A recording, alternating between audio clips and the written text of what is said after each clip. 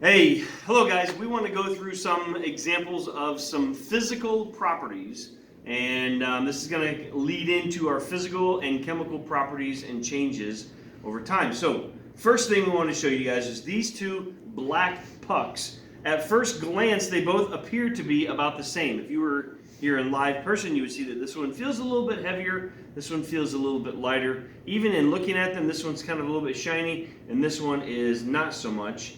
But one thing that's also interesting is when we put ice on them, we're going to take a look at some changes that happen fairly quickly, simply by placing the ice on them. You see that this one that was slightly heavier is melting very quickly, whereas the one that was a little bit lighter isn't.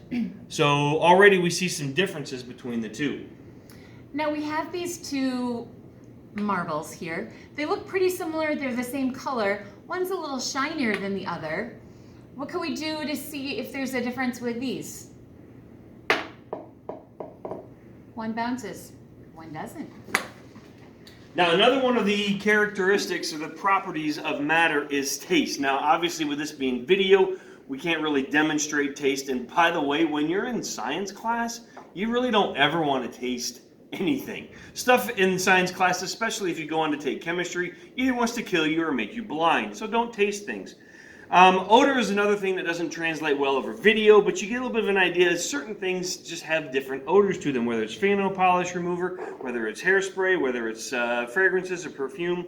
Color is another characteristic that a lot of people are very familiar with, and so we've got different colored pencils here just to kind of give you a visual of what color characteristics look like. Next we have density. What's the difference between these? How dense are they? One way we can try them out, they both are the same size, same shape. One floats, one doesn't.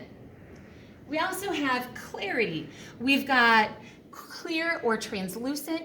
We've got, transparent, translucent, and oblique. We can't see through that guy at all. Opaque.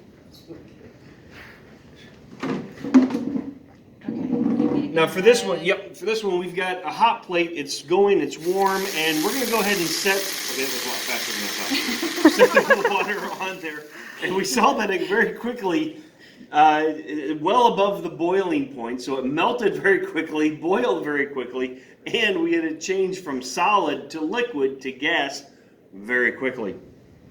Another physical property that we see is magnetism. Now, of course, we've got these appear to be really big, strong magnets, but honestly, they're only magnetic in the very end. So this bar magnet will serve as an example.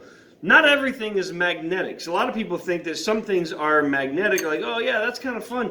But then you take a magnet and you put it over on other types of metals, and you realize that not all metals are necessarily magnetic. Typically, we understand that things that aren't metal, like for example, my mallet, is not magnetic. So magnetism is a characteristic. Speaking of the mallet, a mallet's whole purpose is for hitting and flattening things out. So some things can be flattened or rolled into a sheet. They would be considered malleable. Luster is the characteristics of some things being shiny or not. Like for example, this metal cube is very shiny, whereas this one not so much. Coins, other pieces of metal, we see some that are shiny, some that are not. That's an example of luster. We also have texture. We can have smooth, rough, fluffy, hard. We can have kind of squishy or tacky. We've got fuzzy, we've got squishy. All different textures tell us about matter.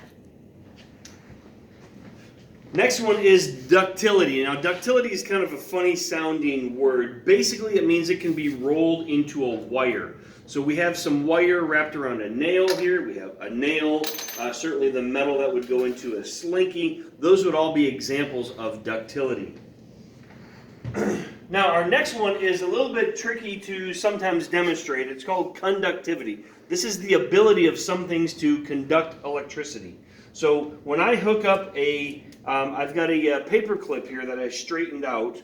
When I hook that up to each end of the wires, we see that my flashlight comes on. But when I do the same thing to a wooden popsicle stick and hook up each end of it to the wire, we see the flashlight doesn't come on. Or I do the same thing with this plastic straw. Hook that up to each end of the wire, the flashlight doesn't come on. So in each case, I'll go back to the paperclip again, the ability to conduct electricity and actually carry a current is a characteristic of matter.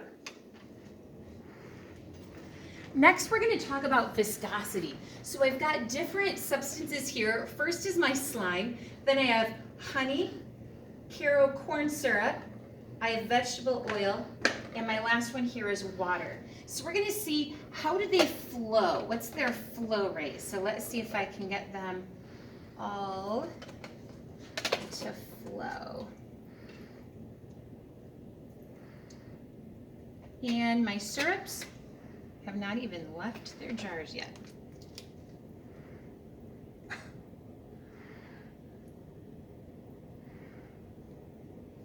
A little bit more viscous. A little bit. So my honey is out first before my Karo syrup. My oil and my water are completely gone. And my slime has not even gotten to the opening of my test tube there. So hopefully you guys have enjoyed this quick overview of a lot of the physical and chemical properties. We'll take a look at chemical properties a little bit later on.